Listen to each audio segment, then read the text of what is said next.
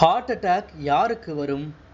30 ஆண்டுகளுக்கு முன்பு 60 வயதை கடந்தவர்களுக்கு மட்டுமே மாரடைப்பு ஏற்படும் என்ற நிலை இருந்தது.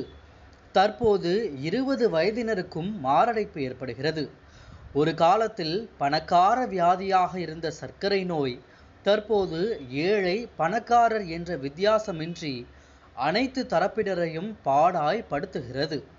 இளம் தலைமுறையினர் மாரடைப்பு, சர்க்கரை நோய் பாதிப்பு உள்ளாவதற்கு இன்றைய உணவு பழக்க வழக்கம்தான் காரணம் என்று கடந்து செல்வார்கள்.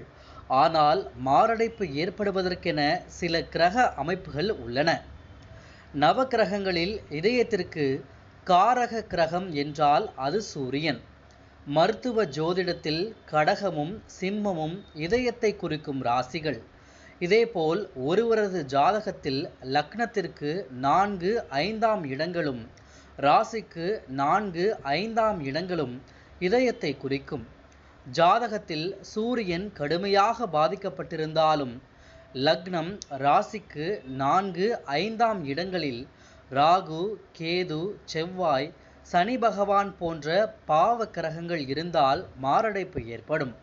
இதற்கு விதிவிலக்கு குரு மற்றும் பௌர்ணமி சந்திரன் பார்வை.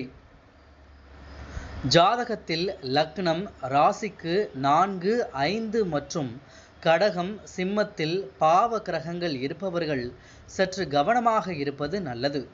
அடிக்கடி மருத்துவ பரிசோதனைகள் மேற்கொள்வதும் உடற்பயிற்சி, உணவு பழக்க வழக்கங்களில் கவனம் செலுத்துவதும் முக்கியம்.